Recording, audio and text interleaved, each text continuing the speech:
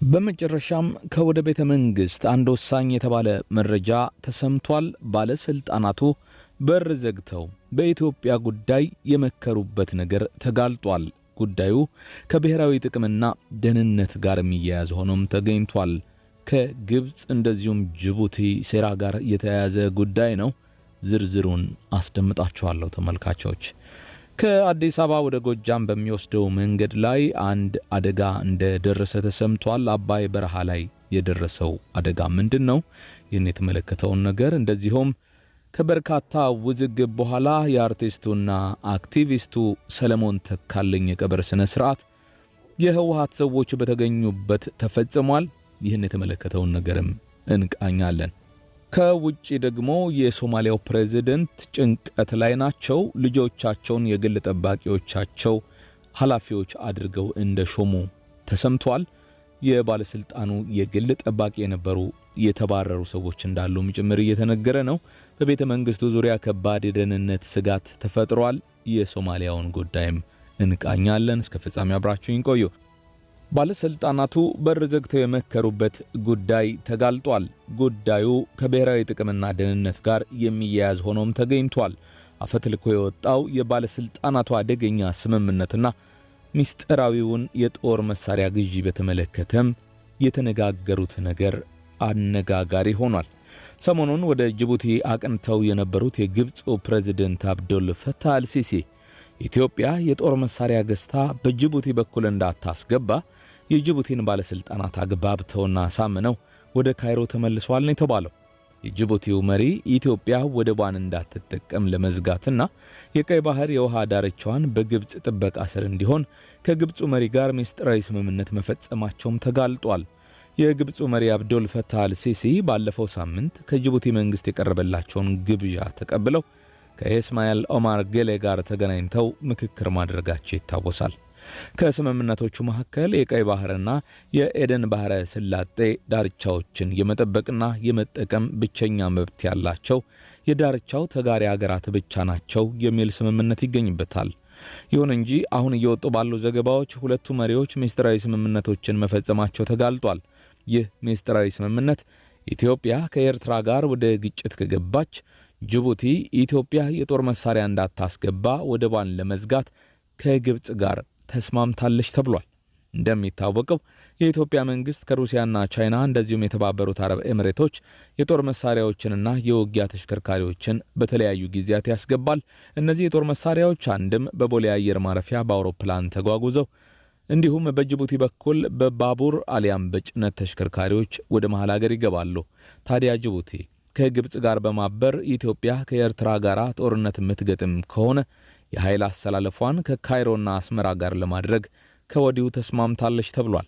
ይህን አስደንጋጭና ሚስጥራዊ የተባለ ስምምነት ያጋለጡት በካናዳ የሚገኙት የጅቡቲው ተመራማሪና ጸሐፊ አብዱራህማን በሽር የጅቡቲው መሪ ለኢትዮጵያ ዋነኛ የንግድ መግቢያና መውጫ በር ሆኖ እያገለገለ የሚገኘውን ወደብ የኢትዮጵያ ጦር መሳሪያ እንዳይራገፍበት ከማድረግ በተጨማሪ ከስዌዝ ቦይ እስከ ጅቡቲ ዳርቻ ያለውን የቀይ ባህር ክፍል በግብጽ ጥበቃ ስር እንዲሆን የሚፈቅድ ወታደራዊ ስምምነት ለመፈጸም መስማማታቸውን አመላክቷል። የኢትዮጵያ 95 በመቶ የውጭ ንግድ በጅቡቲ ወደብ ላይ የተመሰረተ ሲሆን ጅቡቲ ከወደብ ኪራይ $3 ቢሊዮን ከኢትዮጵያ ታገኛለችም ነው የሚባለው። አፍሪካ ኢንሳይደር የሞቃዲሾ መንግስት የሶማሊያ የውሃ አካል የሆኑ የኤደን ባህረ ሰላጤና የህንድ ውቅያኖስ ደህንነት በግብጽ መንግስት እንዲጠበቅ አሳልፎ መስጠቱን በማስታወስ የአፍሪካ ቀንድ ውጥረት ውስጥ እየገባ መሆኑን አስታውቋል። በወደብ ፖለቲካ ከሶማሊያ ጋር ከባድ የሚባል ውዝግብ ውስጥ ገብተው የነበሩት ጠቅላይ ሚኒስትሩ አብይ አህመድ በኤርዶሃን አሸማጋይነት የሞቃዲሾን ውጥረት ሲያለዝቡ እናም በምስራቅ በኩል ለካይሮ ይመች የነበረው ሽንቁር ሲደፈን ደግሞ በሌላ አቅጣጫ ማሊያ ቀይራ ነገር መተግ ተጓንይዛለች። ይህ አዲሱ የካይሮ እንቅስቃሴ በኢትዮጵያ ጉሮሮ ላይ እንደመቆም ያለ ነው።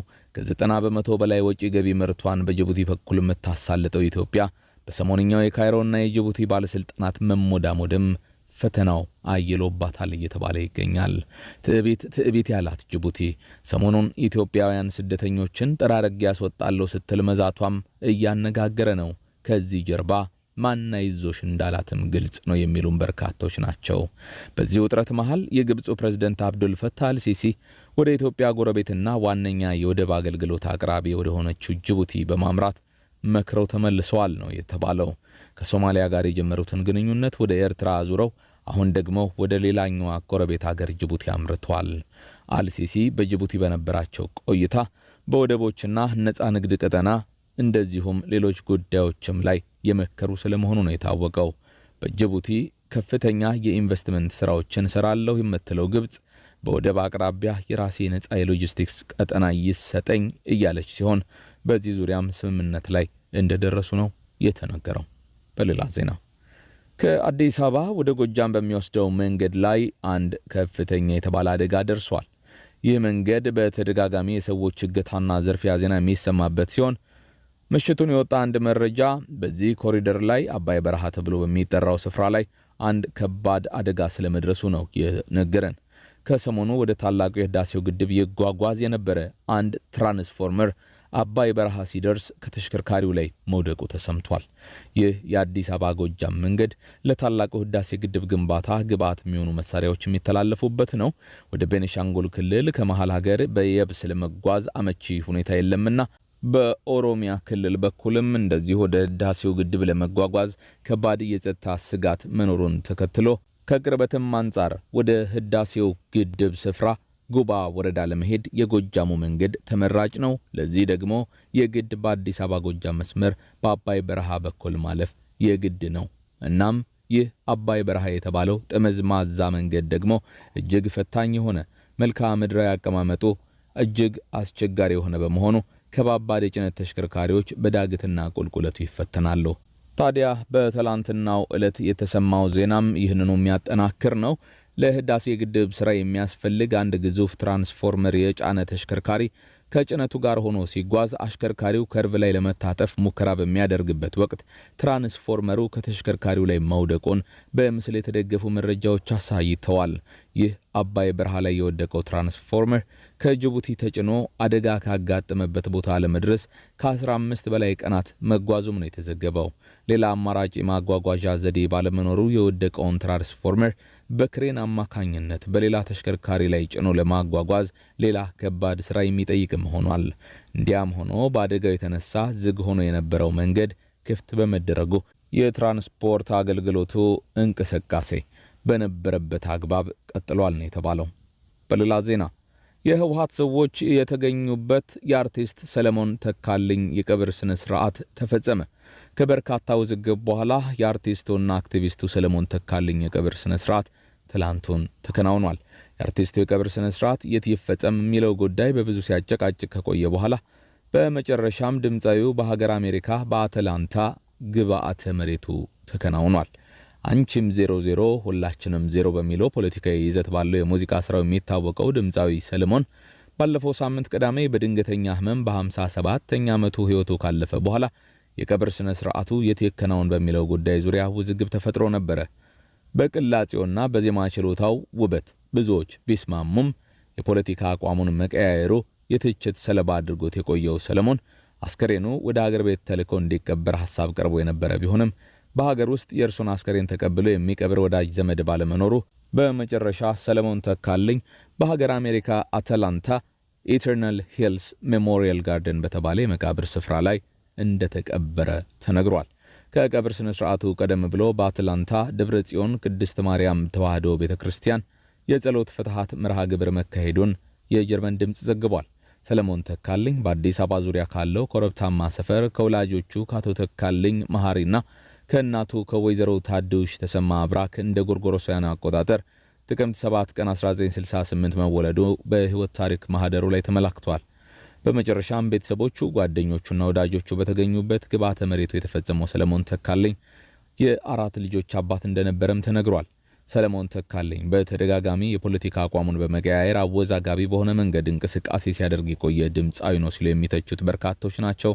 በዚህም የዘፋኙ አነልካ በሚል የሚጠሩት ነበሩ። አነልካ እግር ኳስ ተጫዋች ነው።